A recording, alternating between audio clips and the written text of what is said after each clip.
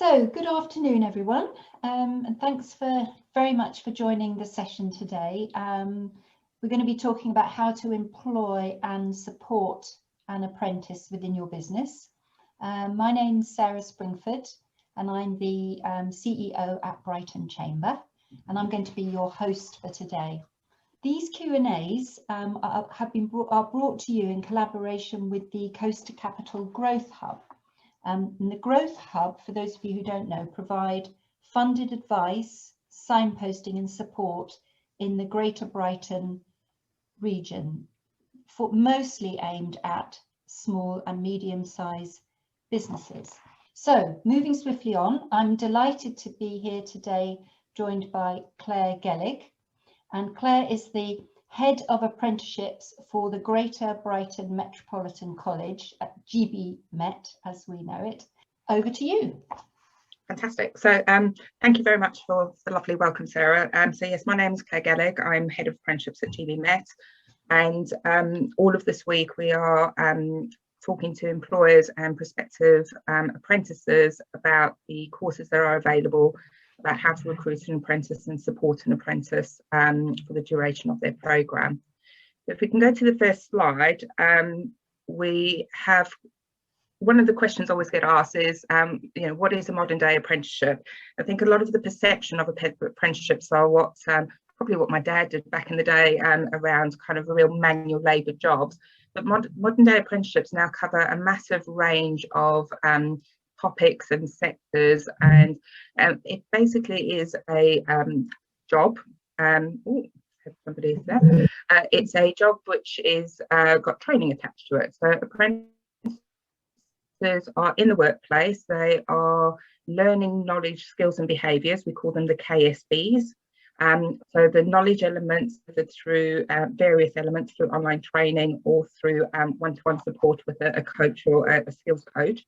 And then the skills element is once they've learned and the knowledge, how they put that into practice within a real working environment, which is the on-the-job training element. A modern day apprenticeship doesn't just cover those traditional trades, although they still do exist within those traditional trades, and we still do carpentry and electrical and bricklaying, but we do have other sectors like management, business, care services that all now form part of those apprenticeship schemes. Apprenticeships are funded from level 2 all the way through to degree level apprenticeships up at level 7. That was one of the key changes the government made in 2017 to the apprenticeship scheme. So again, traditionally only level 2 and level 3 apprenticeships were funded, but now you can get funding up to those higher level and degree equivalent levels. All apprenticeships available are on the Institute for Apprenticeship website. We've put the link in the presentation, so if you are interested in looking through apprenticeships relevant for your sector, please do go to that link and you'll be able to find the full range of apprenticeship standards. Next page. So the benefits of an apprenticeship for an employer. So it's developing a skilled and motivated and qualified workforce. So funding is available to fund either new or existing employees in your business to complete an apprenticeship.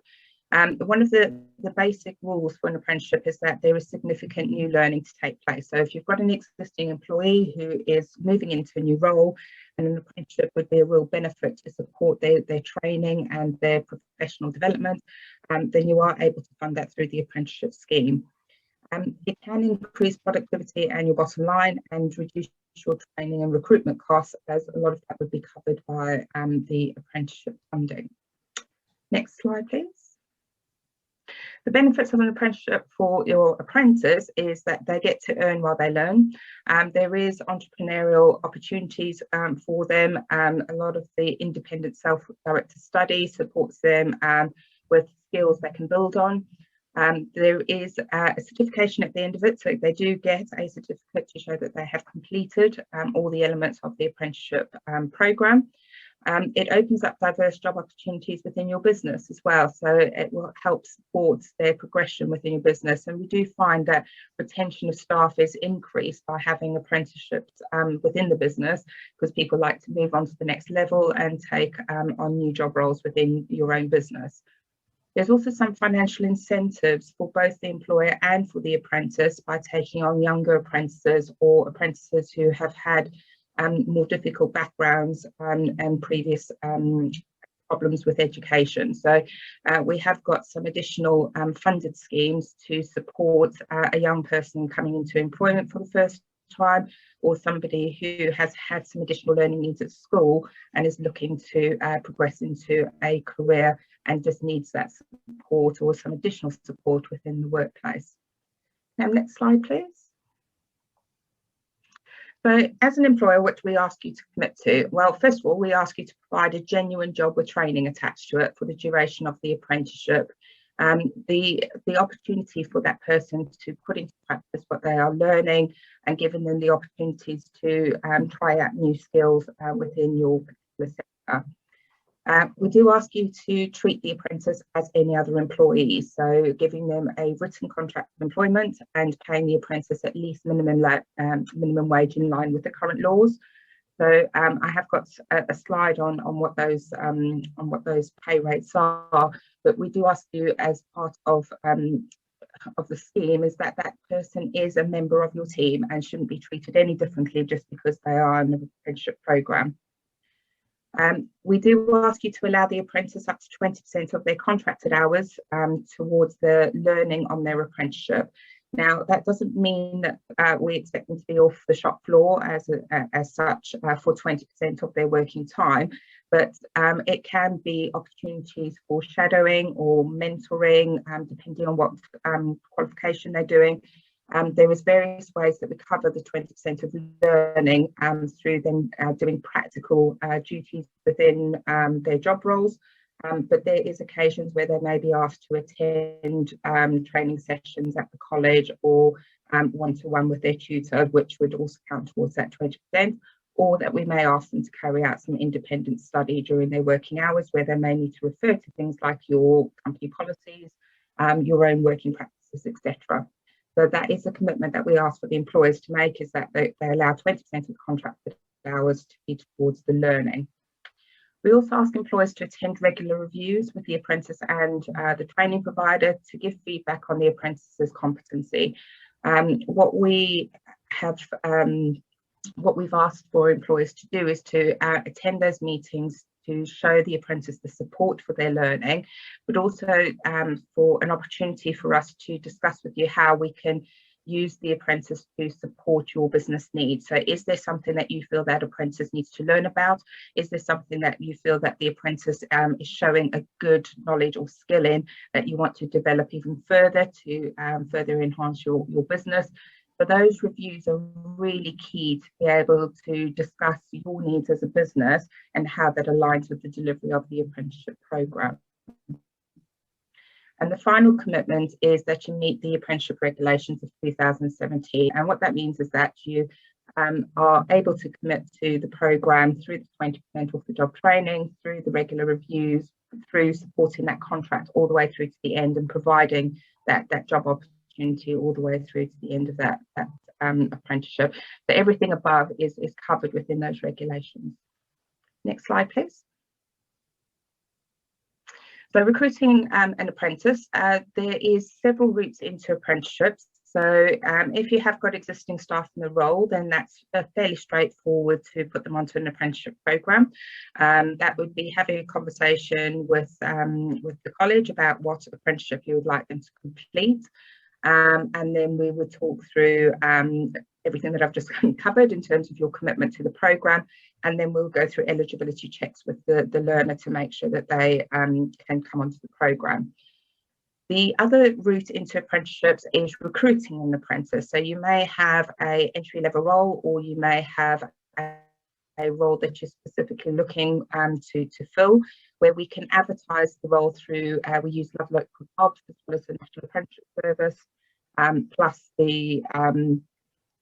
our own website to advertise your vacancy. And we would support with collating CVs for you and putting forward apprentices.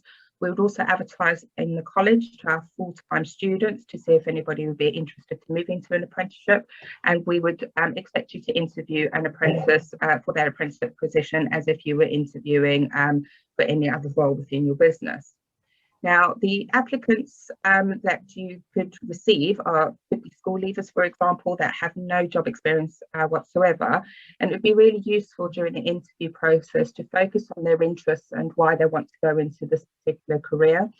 But it's also quite key to ask them, if the role is very much team led, they may have done a lot of team sports, which you could ask them about, and try and find some transferable skills from what they've done at school and how that would blend towards going into that particular career. Other candidates may have come with past experience, but may not have done a similar role in the past. But again, looking for transferable skills, especially where candidates are looking to change careers, again, just exploring why they want to go down that route and trying to find those transferable skills where you think it would be appropriate.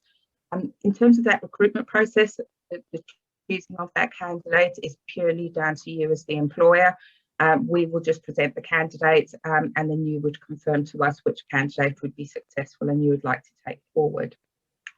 Next slide, please.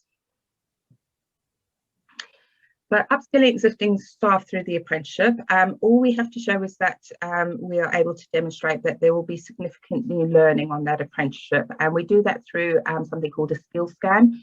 We ask the apprentice to, through the topics covered through the apprenticeship, how much they actually know about that particular topic. If it's something they know about but want to learn more in, or whether they are masterful within that particular topic. So we use the skill scan to make sure that there is significant learning, that we're not just putting them on there to kind of tick box to say you can do the job, but actually what are you going to get out of the apprenticeship? What are you going to learn? We can still fund an existing staff member the same way as we fund a new member of staff, and we would still need you to meet the 20% off the job requirements. And the role must be, the employee must be employed in a role that meets the requirements of that apprenticeship. So, for example, if you're putting them onto a team leading apprenticeship, they should be managing a team. We've had a number of people going, yeah, I'd like to be a team leader in the future, but the apprenticeship is about learning on the job. So you would need to be in a team leader role, for example. We get quite a lot through project management as well. We get a number of queries of people who'd like to do project management in the future, but the standard requires you to be putting those skills into practice on a regular basis. You must be in that role to be able to do the apprenticeship. Next slide, please.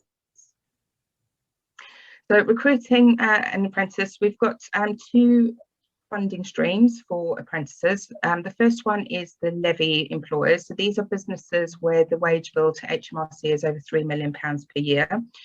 Those businesses, and we may have some today, have a Levy account with funds available to spend on apprenticeship programs, and all the apprenticeship funding is paid through the Levy account for the business.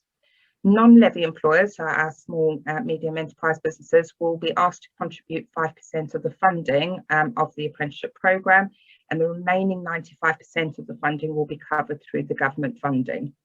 If you're a smaller employer, so you have less than 49 members of staff, you get 100% of your funding paid for by the government if you take on an apprentice who is 16 to 18 or up to the age of 24 but has previously been in care.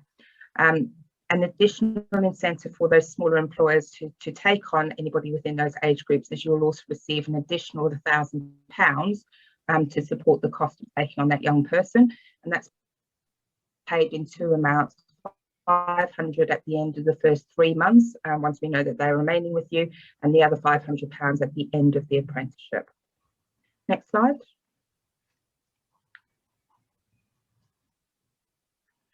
So there was some additional incentives that the government introduced back in August last year to support the recovery plan for the economy following the pandemic.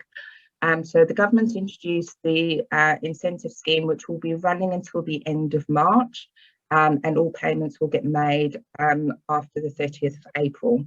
So for taking on a new employee and a new apprentice who's aged 16 to 24, employers will receive an additional £2,000, regardless of the size of the business. So if you aren't entitled to the £1,000 that's currently available for that age group, you would be entitled to the £2,000 within the current incentive scheme. And if you're taking on a new apprentice, so a new employee who's over the age of 25, so possibly somebody who's been made redundant, and you're offering them a new role through the apprenticeship scheme, you will receive an additional £1,500. So this is the only scheme that offers additional payments to apprentices over the age of 25. We are finding a lot of businesses are taking advantage of this scheme at the moment and applying for the additional £1,500 and giving people the opportunity who want to change careers to join their businesses. And those payments are in addition to the existing incentive scheme. So essentially, if you're taking on a 16 to 24, you could get £3,000 towards supporting that apprentice through their apprenticeship programme. Okay, next slide, please. So for an apprentice to be eligible for funding, they must have an employer. So we do stress that. So that is one of the key criteria for joining an apprenticeship programme. They must not be on any other funded programs. So they must have completed any other apprenticeships or any other funded programs before joining the apprenticeship scheme.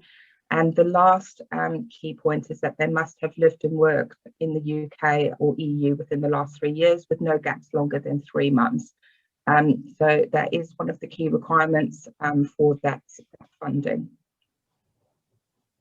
Next slide, please. Thank you.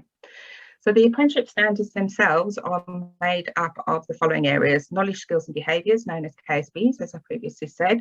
And attached to that, we also have functional skills in maths and English. So the government require apprentices to hold a minimum of an A to C grade through the apprenticeship programme. So if apprentices don't already have maths and English, they'll be given the opportunity to get the equivalent maths and English qualification whilst they are completing their apprenticeship programme. The knowledge, skills and behaviours are tested throughout the apprenticeship programme. So the knowledge is anything from legislation to why they carry out a particular task within the business, your own processes or procedures. The skills is then applying that to their day-to-day role, and then the behaviours is we are looking for people who demonstrate the right behaviours in the business, you know, their ability to be agile, their ability to be professional. So those are all tested throughout the apprenticeship programme. Next slide, please. So the apprenticeship journey itself is a minimum of 12 months, depending on the programme. We do have other programmes that can run up to 4 years. So electrical, for example, electrical maintenance and installation is a 4-year programme, whereas something like customer service or adult care could be as short as 12 months. We have what we call an in-learning period. So this is where all the learning takes place, including the maths and the English. And then once all the learning has taken place, we have what we call a gateway meeting. And that is an opportunity for the employer, the apprentice and the skills coach to sit and discuss the apprentice's performance throughout the learning period. And the employer makes the decision about whether the apprentice is ready to go to the final stage of the programme. And the final stage is an endpoint assessment, which we call EPA. An EPA is completed by an independent provider. It's normally the awarding body, and the endpoint assessment can take different approaches depending on the actual standard that's being completed. But it's an independent person coming in to say, yes, they have met those requirements. So it's not just the college and you as the employer saying, yes, they've met their requirements, but an independent person who's doing the final test. The way we try and explain it to people is think about if you've ever done your driving test, us as the college and you as the employer are the driving instructors teaching all the skills that they need to be able to go through. And the endpoint assessment is that driving test right at the end where you hand them over to that test person to go out on that drive. So that's the best way to think about it. Throughout that journey, the knowledge, skills and behaviours are continuously in cycle of being tested. What is the knowledge? How are you applying it? And are you demonstrating the right behaviours within your employer? Next slide, please.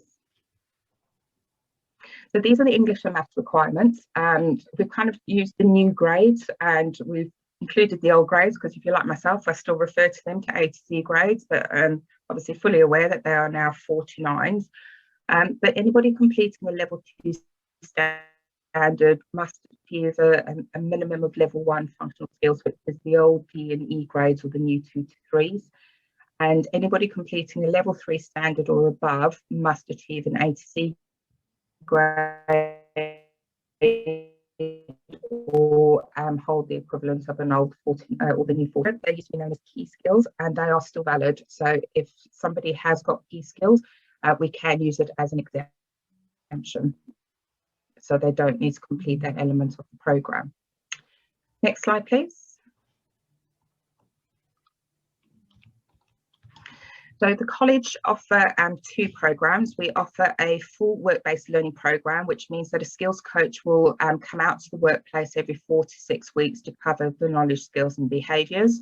They will also meet with the apprentice either remotely through a Google Meet or through Zoom or whatever other platform the business uses to support the apprentice through their programme. We've put a list on the slides that you know which programs are fully delivered in the workplace. The skills coach, when they come out to the business, will meet with the employer at least every 3 months to complete that progress review and to discuss the progress of that apprentice and to support the business in any way that we can. Next slide, please. The second model that we have at the college is called a curriculum model, and these courses are partly delivered in the workplace and partly delivered at the college. So what we mean by that is that the apprentice will be required to attend college at least 1 day a week to complete the knowledge, and then they'll be visited by a skills coach in the workplace to observe the skills and the behaviours. So the programs that fall under curriculum I've put onto the screen at the moment. You can see there's quite a wide range of topics that we cover there. But essentially, we would be expecting the employer to release the apprentice to come to the college at least 1 day a week during the term times. So we do operate our curriculum programme in line with the school's calendar. So next week, for example, is half term. So our college students will be on half term next week. So we do follow the same patterns as the local schools. Next slide, please. So we are at the questions. Hopefully that's covered quite a lot. I know that there was a few questions that came through. Sarah, I think you're going to be asking me a few questions, but there was a bit of a whirlwind tour of the apprenticeship programme and expectations. That was excellent. That was very, very, very useful and succinct. So thank you very much. I'm going to encourage everyone to send their questions through. I've got a few things just wanted to clarify. So one thing I hadn't realised is apprentices are of all ages, aren't they? From 16 up to any age. Absolutely, yes, absolutely. We do have, we all try and find our oldest apprentice who's had the most mature student. Mine is 75, a lovely gentleman who did a customer service award in a care home, but he was really up for it. He wanted to learn something new, and he did. He absolutely enjoyed it. So yeah, we do encourage all ages to join the apprenticeship scheme, and I think this is where it changes, where that modern day apprenticeship really comes in, because it used to be the 16 to 18-year-olds, but actually now it's available for all age groups and at varying levels as well. Yeah, great. And also, I guess it doesn't happen that much, but it could be that somebody on the call has someone in their team who's actually done a degree, but actually would like to do for example, the digital marketing apprenticeship, and that's fine, isn't it? You can have done a degree now, and because I think it used to be the case that if you've done a degree, you can't do an apprenticeship. That's correct. As long as the degree isn't in the same subject area as the previous, or the previous area isn't in the same subject area that you're applying for the apprenticeship for, it doesn't matter. We did have a number of issues in the care sector where CQC and Ofsted mandated them holding the qualifications, and we had people who had done degrees in history, for example, and didn't qualify for apprenticeship funding. So again, 2017, when the funding changed, it meant that it opened up the opportunity for those that hadn't studied in that area previously to now take on that qualification. Okay, great. So a few questions coming in. Does the apprenticeship role have to be full-time, or can there be on a part-time basis while still maintaining their study time? So most of our programs are based on a minimum duration of 30 hours a week. So when we quote our standard length of program is based on a 30-hour-a-week contract. If they do less than 30 hours, we have to make allowances for that part-time, so we may have to extend the length of their program to meet the required number of hours. So if they're only doing 20 hours, we'll adjust the length of the program in line with those 20 hours. Yeah, a bit like taking out a mortgage then, isn't it? Yeah. Is there a template employment contract for apprentices that covers the learning requirements, study time, etc.? Yeah, so we would expect the actual employment contract to be the same as what you would issue to any of your other employees. So it would cover off the grievance policies, sickness policies, that kind of information, holiday, etc. One of the pieces of paperwork that we do get you to sign is an apprenticeship agreement, and that is templated. And it is sits alongside the employment contract. So you'll have the apprenticeship agreement between you and your apprentice and your employment contract. Yes. So, for example, if your team has a holiday entitlement of say 24 days a year, then plus bank holidays, the apprentice needs to have exactly the same. Is that right? Exactly. Yes. Okay. And so thinking about the funding, how does the funding work? How does it get paid? And is there a maximum pay rate that can be offered to the apprentice? Oh, I think, Claire, you might have frozen. Are you with us? I'll just give her a minute. There's no maximum pay rate to be offered. I am with you. Can you hear me? Hello? Great, great. I was going to have to go to Matthew there, but you've come back. I'm back. So there's no maximum pay rate. It'd be great if no maximum pay rate. There is a minimum pay rate though. So the minimum pay rate is £4.20 an hour for an apprentice for 16 to 18, and then the remaining age groups is national living wage or national minimum wage. So those are your minimums that you have to pay the apprentice. But we do encourage employers to pay slightly above the minimum pay, because you do attract a higher caliber candidate. And when you are looking at taking on somebody maybe in the team leader role or any of the higher level apprenticeships, you wouldn't be expecting to pay them £4.20 an hour. You'd be wanting to pay them reflective of the role that they're taking on. Yeah, and obviously, as you're very happy for people to pay more, of course.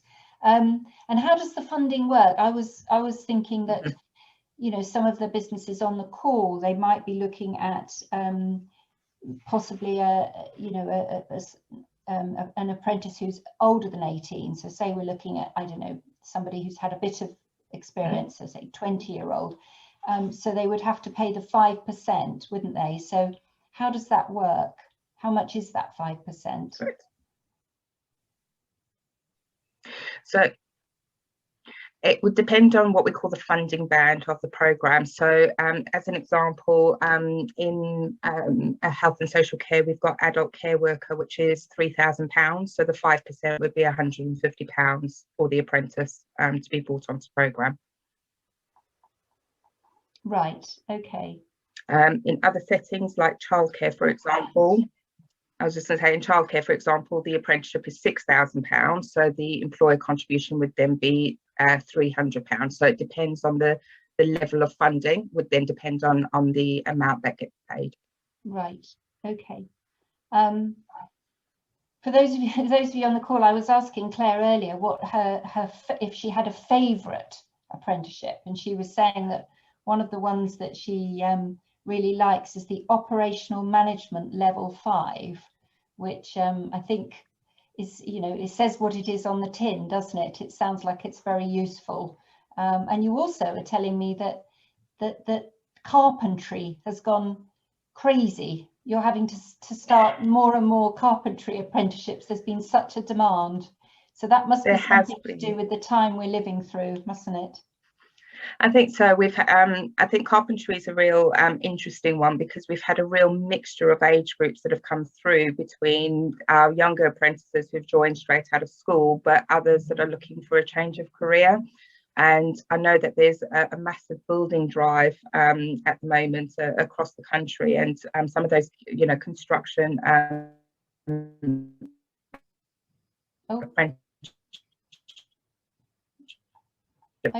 you still with us? are really popular at the moment. Yeah. You know, from electrical to carpentry. We're now. I'm still here. Are you still here? Just about. Yeah, we'll persevere for a bit longer. So, can you hear me? Yeah. If I stop my video for a second, just so I can concentrate on the sound with that. Let's see if that helps. Yeah. Claire, we've had another question. Okay. Is how do you think T levels affect apprenticeship?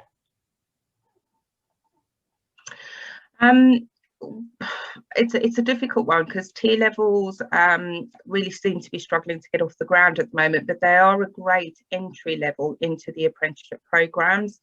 And we do find that people who don't meet the entry requirements for an apprenticeship, depending on what level they're applying for, do tend to go down that route initially, get some skills, and then come across to the apprenticeship at a later stage.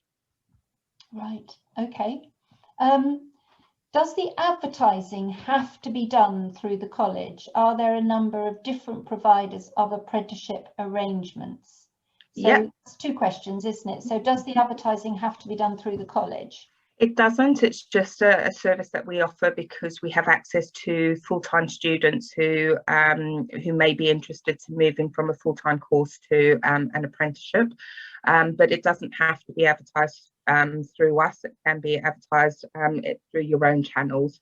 Doesn't have to. So you can do the adverts, find the right apprentice, and then come to us and say, we'd like to put this person onto an apprenticeship program. Or if we don't provide that apprenticeship, to another provider and say, we've got the apprentice here that we'd like to take on. So that's absolutely fine as well.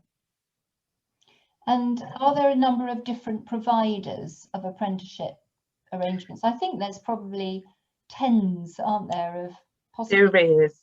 There is. 100. There are some specialist ones as well, aren't there?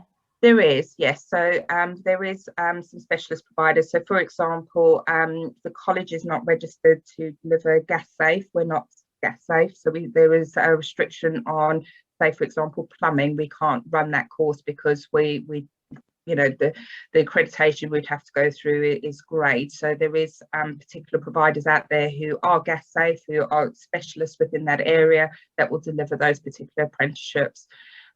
Likewise, there is some really niche apprenticeships out there that, you know, as a local college, our focus is offering what is on the highest demand within our local area. So things like health and social care, childcare, you know, those hospitality, digital services, those are really high demand for this particular area. And then you'll have other providers who will specialise in other areas. Yeah, okay.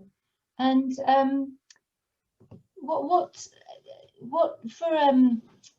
for those of us on the call, like Brighton Chamber, who are interested in having an apprentice, how can you be sure to get someone that fits your team, someone who's really good?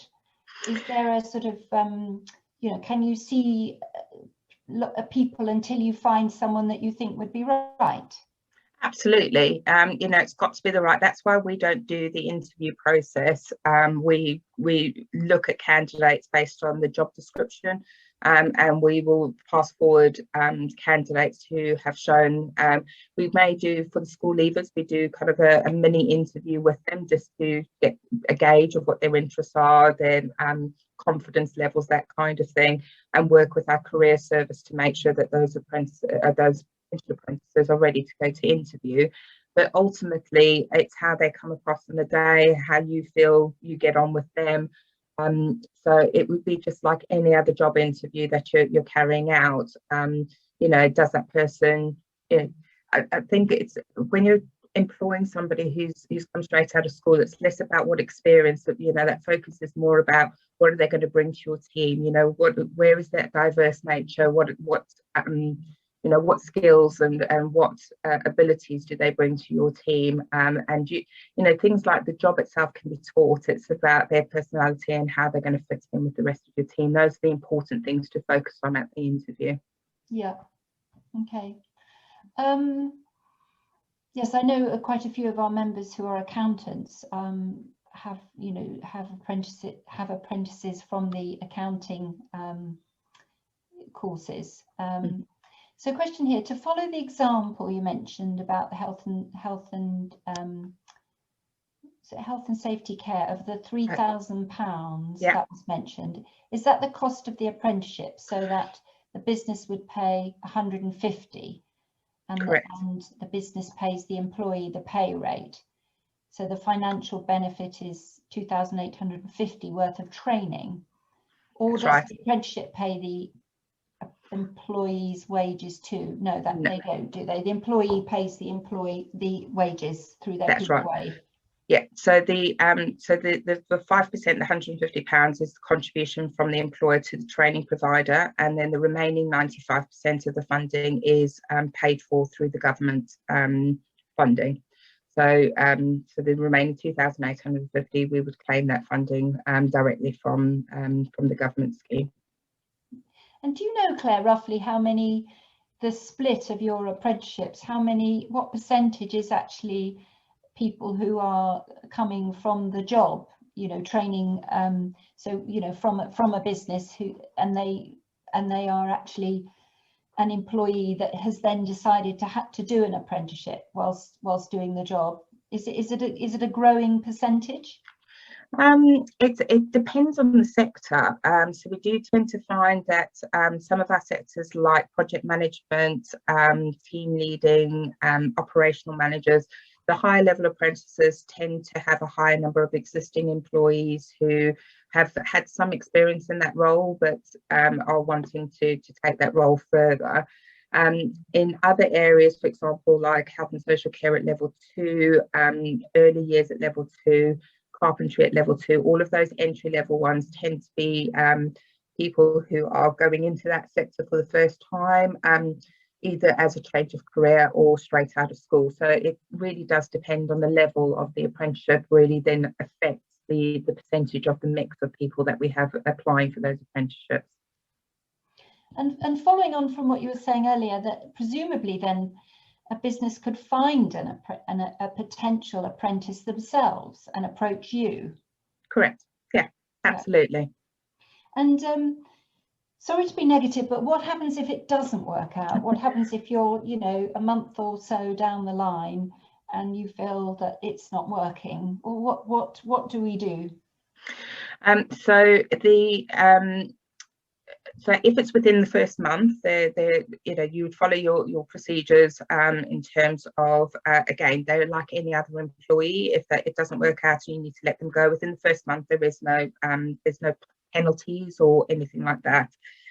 Once you get past, it's 6 weeks. Once you get past the first 6 weeks, the only financial loss is that 5%, that 5% fee.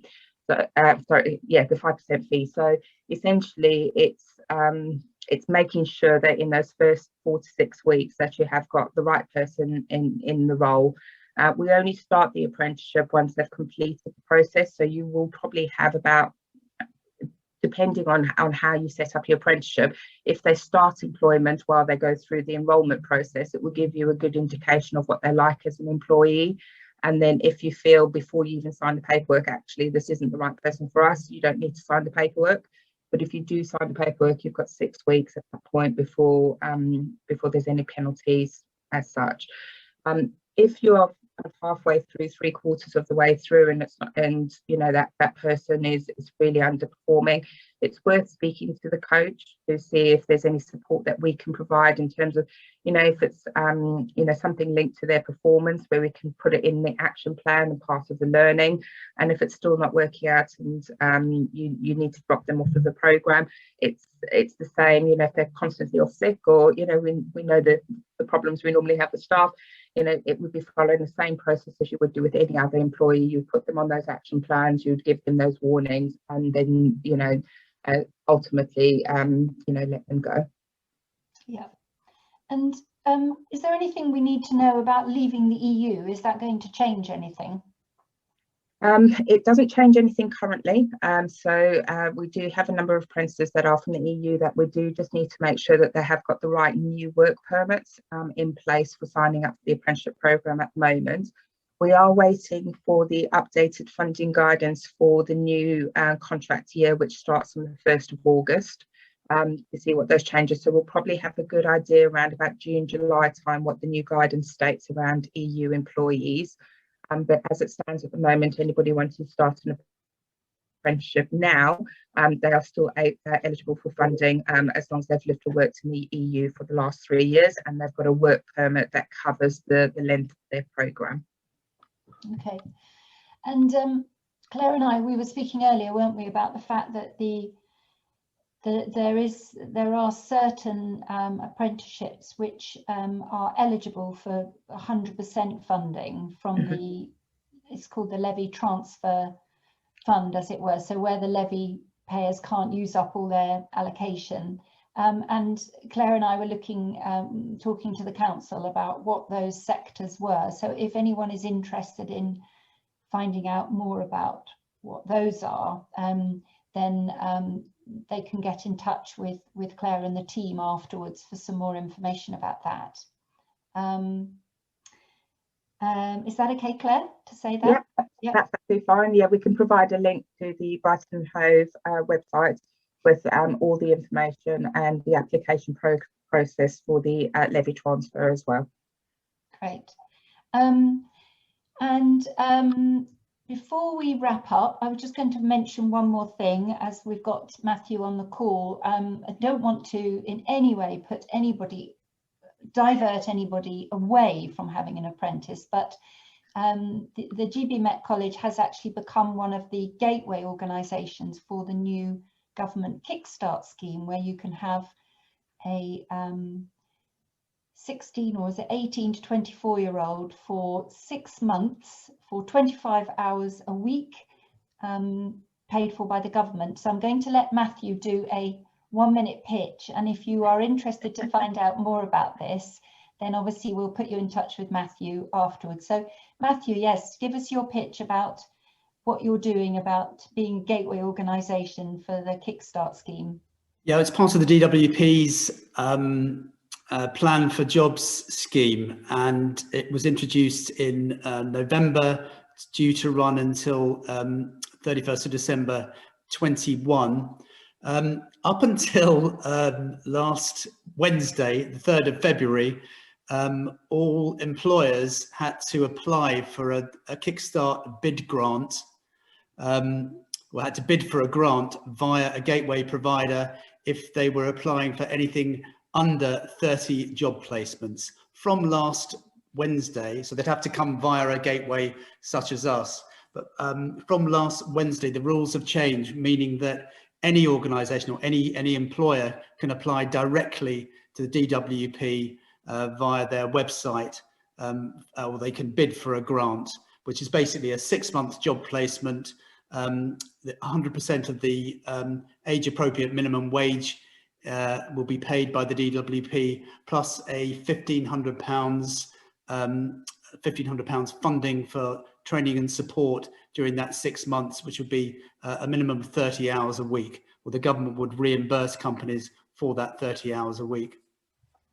Yeah, so basically it hasn't altered the demand remarkably for interest in the scheme. I know originally there were some people, employers signed up today who'd already applied and had successfully bid for a grant. And yeah, we're there to guide employers through the process. If they still want to do it, come via us. And of course, we can offer that sort of wraparound support and the training that the DWP are insisting upon. And I'm not saying it's not mandatory, it's totally optional if you use the courses that we've put on. There's one, for example, which is a 5-week course, which is Maximise Your Job Prospects, which includes one-to-one coaching on interview techniques and CV writing, etc. Just basic employability. Plus, we have the benefit I mean, I'll say it's exclusive to us, but in-house, we've got the Educational Development Trust, who are in situ at the Pelham campus, Pelham Tower, Brighton campus, and they have a wonderful scheme, a Making a Difference scheme, and you can you can latch onto that, and they'll be there as well to provide employers and obviously the job placements with all the support they'll need. So right. We're still open for business, basically. And yeah. even if someone does want to apply themselves, doesn't want to come via us, I'm very, very happy to guide them through that process and give them some background information on how to do so. Great, thanks, Matthew. So the idea behind the scheme is obviously to try and help some of the many young people under 24 who may be really quite skilled, who have over found 3,000 last Friday in Brighton alone. Yeah, who found themselves through no fault of their own unemployed. So it's a chance also for small businesses to have someone for 25 hours a week paid for by the government. So 30 hours a week. And the idea, my objective, is to convert those job placements into apprenticeships. And we've already got a great deal of interest in doing so, for them to do so. Great, thank you. And also the advantage, as Matthew was saying, about going through a gateway organisation like the Met, is that they will be providing the wraparound support that the young person needs to have as part of the scheme. So you've got that extra backup as well. So it's time to wrap up now. So I wanted to say a really big thank you to Claire, and also to Matthew and Met for coming along and talking to us today. And just to finally say to everyone on the call, there's a lot of other events and support that is happening at the moment. So do have a look at our Brighton Chamber events calendar. We've got a series of events to help you with exporting from Brighton with Love, and we've got an excellent panel event on the 4th of March. We've got our Catch the Wave programme, where we've got lots of events for people thinking of starting a business. We've got one coming up for not-for-profits and purpose-led businesses run by the School for Social Entrepreneurs. We've also got our flagship Brighton Base Camp event on the 30th of April, which is absolutely one not to miss. We've got some really fantastic speakers and workshops and lots of really good networking. So if you missed Brighton Base Camp Bananas, then come along to Brighton Base Camp en route on the 30th of April. So thanks all for joining.